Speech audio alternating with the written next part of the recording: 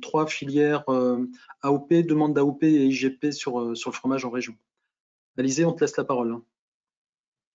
Ok. Bon, déjà, bonjour à tous. Vous voyez le diapo, c'est bon? Ouais, c'est bon. Ok, super. Voilà, comme l'a dit France, j'ai fait un stage de 5 mois à la FRCAP avec pour thématique un diagnostic 2020 pour accompagner et accélérer la transition agroécologique de la filière fromagère fermière caprine en Nouvelle-Aquitaine et Vendée. Donc pour commencer, une petite introduction sur la filière fermière en région. Donc c'est une filière qui est assez dynamique et qui se développe aux côtés d'une filière laitière plutôt puissante en Nouvelle-Aquitaine. Il y a 25% des exploitations caprines sur la région qui sont dites fermières, ce qui représente à peu près 40% de l'emploi en élevage caprin et à peu près 7% des volumes transformés à la ferme, ce qui équivaut à peu près 3500 tonnes de fromage chaque année. Donc fermier, c'est à la base une mention valorisante qui implique une démarche de qualité propre à chaque terroir. Donc ça, c'est un point plutôt positif. Mais il y a une certaine méconnaissance de la filière fermière à l'échelle régionale, voire même nationale, dû à l'absence de réelles données statistiques en fait, et lorsqu'elles existent, à l'éparpillement des informations. Donc ça pose de réels problèmes pour l'accompagnement, notamment des projets d'installation. Et donc c'est en partie pour cette raison que la FRCAP a décidé de lancer ce diagnostic régional, avec notamment cinq objectifs. Celui de parfaire les connaissances techniques et économiques de la filière, analyser les facteurs travail et les problématiques d'installation, établir un diagnostic donc des problématiques environnementales et de bien-être animal, essayer de recueillir voilà les besoins spécifiques des producteurs fermiers et enfin de renforcer la notoriété de la filière. Donc voilà, au cours de cette présentation, on essaiera de voir quelles sont les caractéristiques des exploitations fromagères fermières, où et comment les produits sont commercialisés, quelle valorisation pour les producteurs et quelles attentes des consommateurs. Donc ici, on a la répartition des producteurs fermiers en région. Donc on constate assez facilement que le nord de la Nouvelle-Aquitaine est plutôt à dominante laitière, comme tout le monde le sait, et le sud plutôt à dominante fromagère, donc en proportion, pas en nombre de producteurs. Mais voilà, on a un nombre de producteurs quand même conséquent, allant de 13 à 53 sur chaque département de la région. Donc c'est une filière qui est plutôt bien implantée. Donc pour réaliser l'étude, j'ai été amenée à enquêter les producteurs, donc finalement pas sur le terrain mais au téléphone dû à la Covid. Donc il y a 66 producteurs qui ont pu être enquêtés et qui étaient répartis sur toute la région, comme vous pouvez le voir sur la carte de droite. Donc on a essayé d'avoir des typologies d'exploitation assez variées, donc en typologie de taille, mais aussi au niveau des modes de production, donc que ça soit conventionnel ou biologique, sur le fait qu'il y ait des signes de qualité ou pas, sur la diversité des produits fabriqués et des lieux de vente. Voilà, tout ça pour essayer de tenir compte un peu de la diversité des publics fermiers. Donc sur le tableau, vous pouvez voir la répartition des exploitations enquêtées en fonction de la typologie de taille. Donc les principaux résultats de l'étude. Donc, on commencera par les structures d'exploitation, on fera un focus sur l'atelier transfo. On parlera de commercialisation, de valorisation, de transmission d'installation. On abordera les thématiques de l'environnement et un peu du bien-être animal. Et on terminera par les leviers d'action qui ont été identifiés. Donc, on va commencer avec les structures d'exploitation. Donc, sont majoritairement des exploitations qui sont spécialisées, donc avec pour plus de 65% d'entre elles uniquement l'atelier caprin qui est présent sur l'exploitation. On a une main-d'œuvre qui s'accroît, comme on pourrait s'attendre avec la taille des cheptels. Mais ce qui est important de noter, c'est le recours au salariat qui est présent à peu près au-delà de 200 chèvres. Donc voilà, pour écouler ces volumes importants de lait, on a recours au salariat. Donc ça, c'est important à noter. Concernant la race des chèvres utilisées, donc c'est l'alpine hein, qui est privilégiée, notamment pour son caractère productif. Mais on a également ses congénères de race poitevine ou pyrénéenne, plus rustiques, qui sont également bien implantés sur la région. Pour ce qui est de l'assolement, donc les producteurs de plus de 150 chèvres ont tendance à fabriquer eux-mêmes leurs céréales plutôt que d'avoir recours à l'achat. Ça parce que les surfaces sont plus importantes, les économies d'échelle font que c'est plus avantageux pour eux de produire plutôt que d'acheter. Et enfin, donc les systèmes fourragers majoritairement rencontrés. Donc celui qui sort du lot, c'est le pâturage, donc avec un minimum de 90 jours de pâturage par an et qui est donc utilisé comme système fourrager principal dans plus de 2 tiers des exploitations. Donc ça, c'est plutôt caractéristique, on va dire, de la filière fermière. On peut également noter qu'aucun des producteurs enquêtés, en tout cas, ne donnait d'ensilage à ces animaux. Hop. Et donc pour finir dans les structures d'exploitation avec un petit focus sur l'engraissement des chevreaux. Donc ça va recouper un peu ce qu'on disait plus tôt dans la matinée, avec plus de la moitié des producteurs enquêtés qui n'engraissaient aucun chevreau à la ferme et qui donc le vendaient à un engraisseur. Ceci pour différentes raisons, hein, le fait qu'ils préfèrent garder le lait pour le fromage, qu'ils n'aient pas forcément le temps ou la place et que la valorisation soit trop faible pour y consacrer du temps. Et tout ça dû à une raison principale, hein, c'est qu'il y a peu de demande, il y a peu de consommation en France, comme il a été dit, de viande de cabri. Donc c'est difficile en local de l'écouler. Cette constatation, elle est à peu près homogène sur tous les territoires hein, de la Nouvelle-Aquitaine, avec les Pyrénées-Atlantiques peut-être qui se démarquent un peu plus avec un taux d'engraissement légèrement supérieur aux autres territoires. Pour ce qui est de l'atelier de transformation, donc ici on a les productivités, que ce soit de la main-d'œuvre ou des chèvres, en fonction de la taille du troupeau. Donc c'est des productivités, comme on le voit, qui pas forcément qui sont proportionnelles à la taille du troupeau, mais qui varient fortement entre les tailles de cheptel. Donc ça, pour la main-d'œuvre, ça peut être dû à un matériel qui est peut-être plus moderne, plus ergonomique, plus efficace et qui permet également des économies d'échelle. Donc on a un gros écart entre des petites exploitations et des plus grosses en termes de productivité de la main-d'œuvre. Et pareil pour la productivité des chèvres. Donc ça, c'est plus dû au fait qu'il y ait un intérêt plus particulier sur l'alimentation des chèvres et sur le fait aussi que les gros troupeaux pâturent moins que les plus petits. Et donc, voilà, l'adaptation de la ration est moins difficile. Donc, les productivités sont plus importantes. Et on a également, voilà, selon les races, des productivités par chèvre qui peuvent varier fortement également. Donc ça, c'est un point important à noter, les écarts de productivité de la main-d'œuvre, notamment, en fonction de la taille des troupeaux. Pour ce qui est des produits fabriqués, donc comme on peut s'y attendre, c'est le fromage phare de la filière caprine qui est le plus fabriqué, donc le fromage lactique qui représente 83% des volumes de lait. Mais il y a quand même une exploitation sur deux qui est diversifiée, notamment avec de l'atome.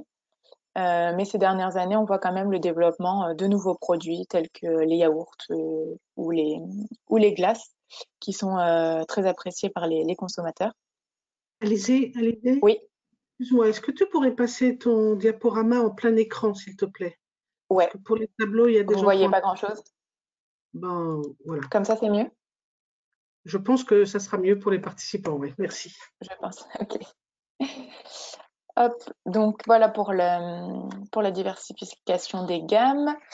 Donc ensuite, la commercialisation et la valorisation, ça c'est une partie sur laquelle on s'est pas mal penché parce qu'il y a des données assez intéressantes qui en sont ressorties. Donc ici, on voit les différents lieux de vente utilisés par les producteurs fermiers. Donc on constate déjà une certaine diversité. Donc ce sont les marchés, la vente à la ferme et les épiceries crémées qui sont principalement utilisées par les producteurs fermiers pour écouler leur production. On constate également que la RHD est assez peu utilisée par les producteurs fermiers, et ce pour différentes raisons. Donc on a essayé de répartir en fait les producteurs enquêtés dans différentes catégories de circuits de commercialisation.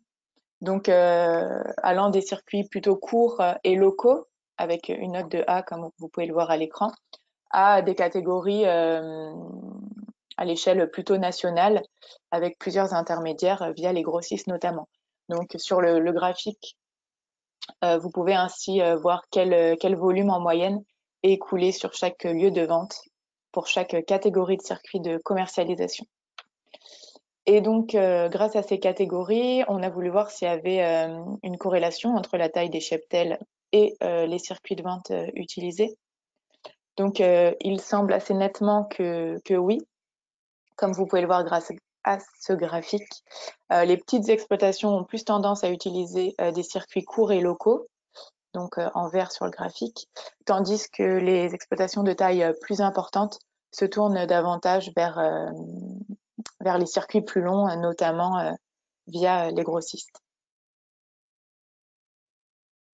On a réussi à fixer un seuil à 100 chèvres à peu près, au-delà duquel on constatait assez nettement un allongement et un éloignement des itinéraires de commercialisation.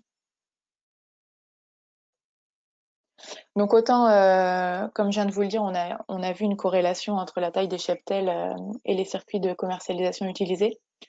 Autant il n'y avait pas du tout de corrélation entre les circuits utilisés et la valorisation permise. C'est-à-dire que un circuit A et un circuit D, donc un circuit court et un circuit long, pouvaient permettre une valorisation équivalente, alors que deux circuits courts identiques, par exemple, permettaient parfois des valorisations très différentes. Donc on a constaté une très forte hétérogénéité en fait au sein des exploitations qui utilisaient les mêmes circuits de distribution.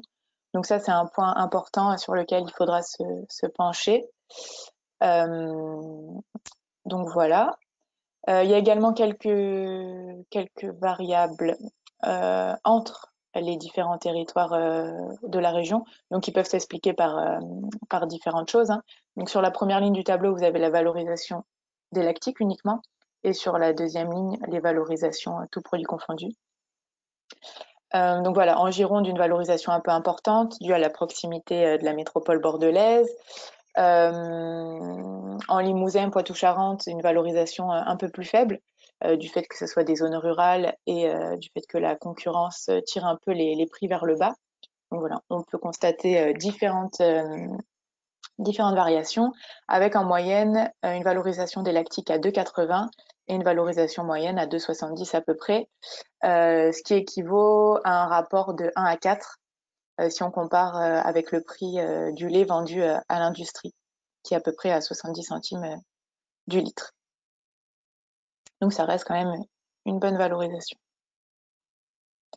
Ici, rapidement, on a estimé le chiffre d'affaires des exploitations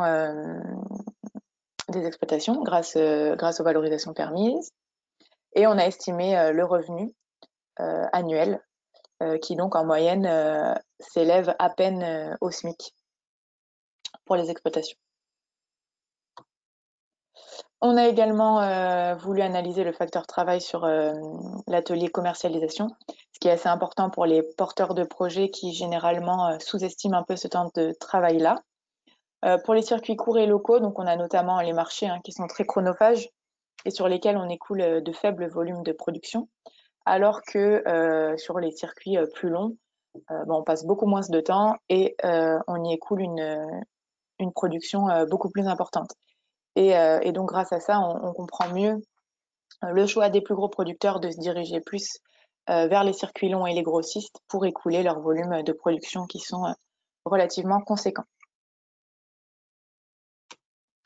Donc ici, on a un schéma récapitulatif de ce que je viens de vous dire sur la partie commercialisation, avec à gauche les différentes catégories de circuits de commercialisation, les principaux lieux de vente associés avec les volumes moyens commercialisés, les valorisations moyennes pour chaque lieu de vente, donc toujours pareil à prendre avec des pincettes dû à la forte hétérogénéité entre les exploitations, et tout à droite, tout ce qui est litrage et main-d'œuvre. Maintenant, concernant la transmission et l'installation, donc la filière fermière caprine, c'est une filière qui attire des profils très variés. Donc, on a notamment 43% des producteurs qui exerçaient une autre activité avant de se lancer dans les chèvres et quasiment 70% d'orcadres familiaux.